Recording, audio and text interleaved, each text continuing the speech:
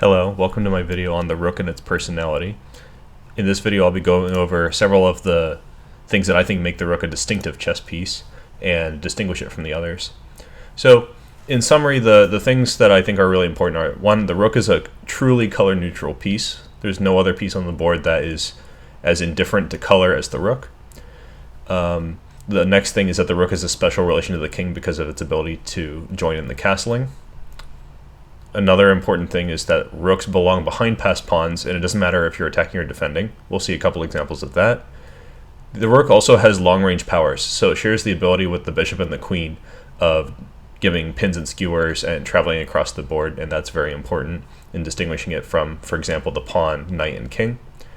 It needs half-open or open files, and it can use them to attack weaknesses from far away or gain the ability to sacrifice itself in order to destroy pawn structure when you are attacking.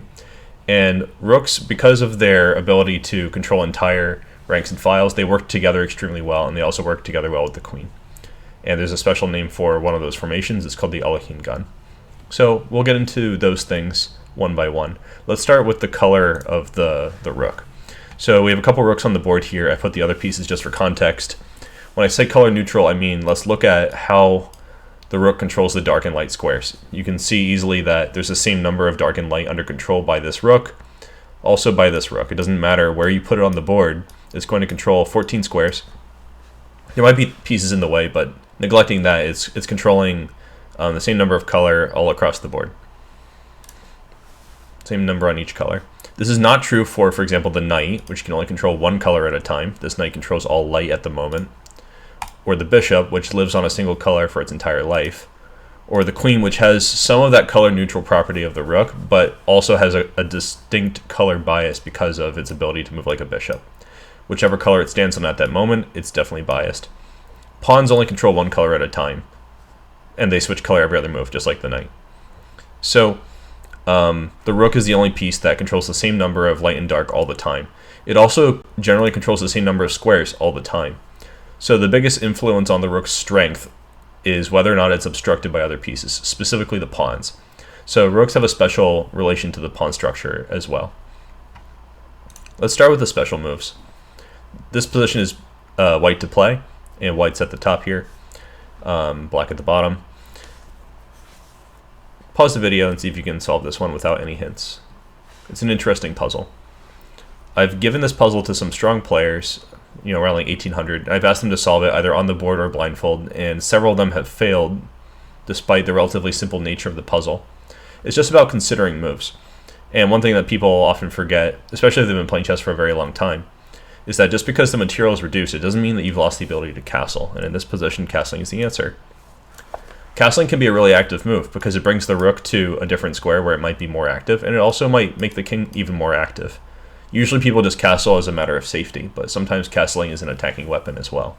So don't forget that as you start to use your rooks a little bit more and a little differently. In this example, we have a typical rook and pawn endgame. Rook and pawn endgames are almost a game in themselves because they're so rich and diverse in the kinds of things that you can do in order to try to win the game. There's a famous saying that all rook and pawn endgames are drawn, but it's really not that true. In this example, it's white to play, and I think it's obvious that black wants to take this pawn. So really, we have very limited options. See if you can decide which one's better. Just pause the video and then resume when you think you know the answer. Black would really like it if you defended from the side, because if you defend from the side, they can have some hope of bringing their king over to attack and chase that rook, eventually win this pawn, or at the very least maintain some kind of fortress where it's hard for you to actually advance the pawn because you have no support to step to a6. In this example, you should play rook a4, and in basically every situation like this, the rook belongs behind the pawn. The pawn's going this way, we want the rook behind it, supporting it to eventually promote.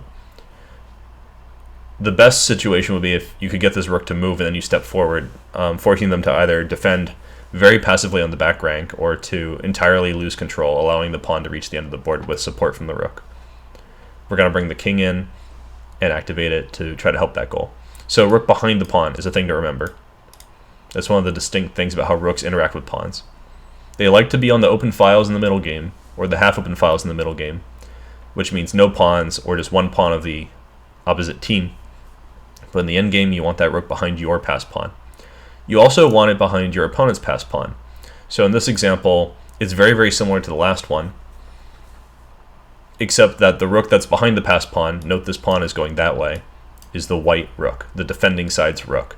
So black was unable to get their rook behind the pawn, and therefore white is able to hold the draw even though they are down a pawn.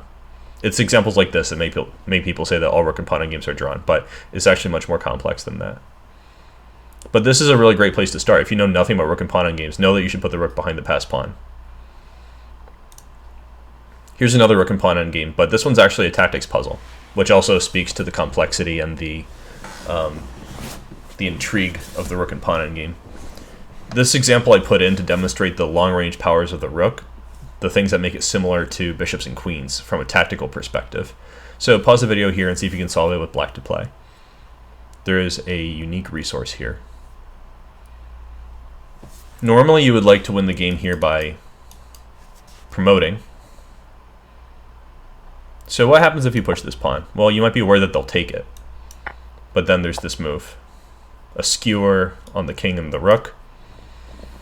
It's called a skewer because the higher value piece is in front and they have to move it and lose their other piece.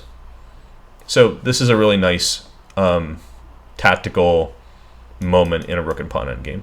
And such tactics happen in all kinds of positions, not just the endgame. This is just a great simple example of one. Here's an example of a tactic in the making. I had white in this game. Let me flip the board. This is from a recent championship. And this position my opponent played bishop e5.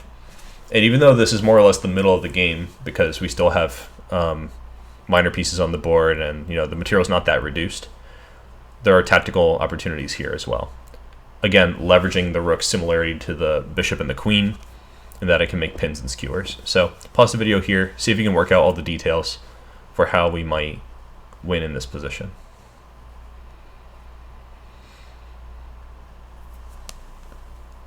The best move by far is rook e1. It's funny because black is already, you might imagine this as some kind of ideal setup where the queen and the rook are supporting this bishop very nicely, but that's not really the case. The bishop on e5 is vulnerable, and black was not able to extricate themselves from this situation because of the fact that there are two pieces behind the bishop that are also vulnerable to this rook's attack. So this rook is really doing a lot of work by attacking all three pieces on one line. They played queen f6, and here, if you didn't notice what white should do here, you could pause again. The move is queen e2, putting more pressure. They have no way to move the bishop and protect the rook. So they ended up sacrificing and losing this rook against bishop position. The bishop has to stay on one color, so it can't hide from this rook forever. White will just activate their king, try to create some more weaknesses, maybe capture all these pawns that are indefensible by this bishop, fix them on that color and then go capture them. This is sort of why the rook is considered like a 5-point piece, better than the bishop. It has the ability to go attack these weaknesses and the bishop can't protect them. The rook is also great at sacrificing itself during an attack in the middle of the game, so it doesn't have to be about the endgame at all. It doesn't have to even be about an immediate tactic. Sometimes it's good just to sacrifice the rook for a minor piece, because the rook is very hard to avoid in the sense that it has similar strength to the queen. It can see really far. It's really powerful. So you can't really easily get away from it. But there are two rooks, and they're not as important as the queen. So it's quite often that we will give away a rook in order to clear the way for the queen and minor pieces to go give an attack, a decisive attack. So black castled here, which ended up being a mistake. Pause the video and see if you can figure out the answer.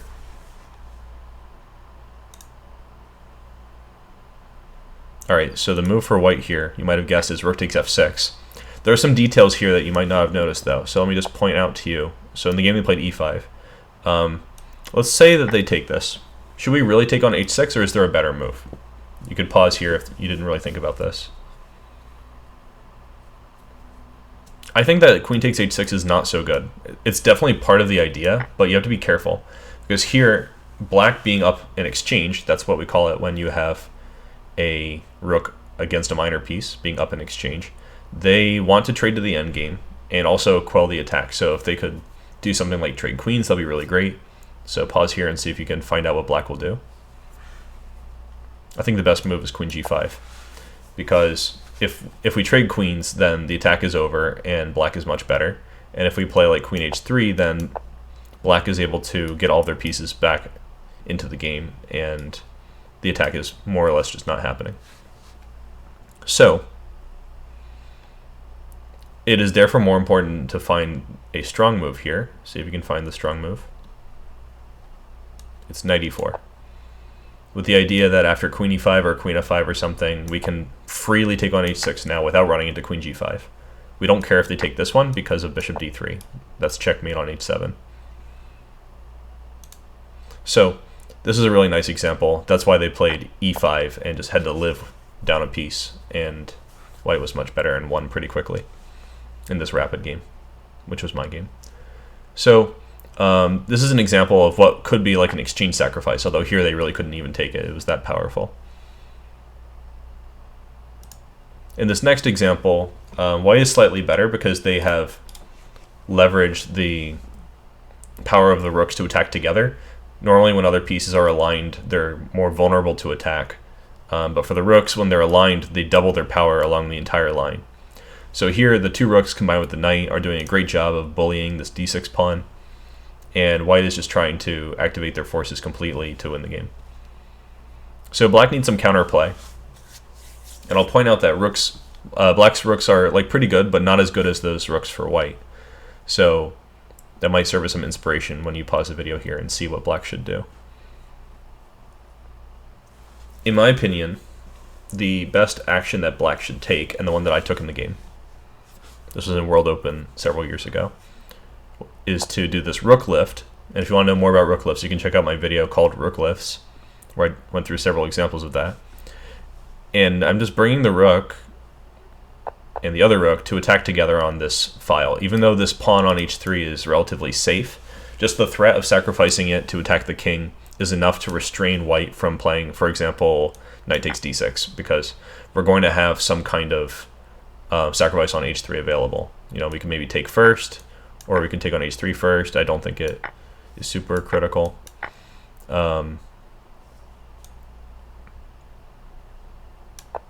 Actually, I think it's important not to take on d6 first, so that you have this check. I think this is more important. Anyway, the most important thing is the concept that we have this counterplay by attacking on h3 using this formation. And this formation with rook, queen, rook attacking on a file against a weakness is called Alekhine's gun. And this is a very common way to set up your pieces. It's also just instructive to see how white built up their pressure on d6. This is something that is definitely desirable to do in the middle game with your rooks. And that's part of why in the opening of chess, you don't see a lot of early rook action. Generally, rooks are only going to make their cameo appearance after some pawns have been exchanged, and there's some room for them to actually look into the enemy territory. Rooks really want to use this kind of formation to eventually break through to the 7th rank, and then have the kind of control that you could easily imagine being decisive in a rook and pawn game, or for an attack on the king, like in the last example. So these are some things that I think are really important to know about rooks if you know nothing about rooks, and I hope you guys liked it and that it's instructive to you, and that you'll check out my other videos in this series as I keep making them. All right, good luck with your chess. Thanks for watching.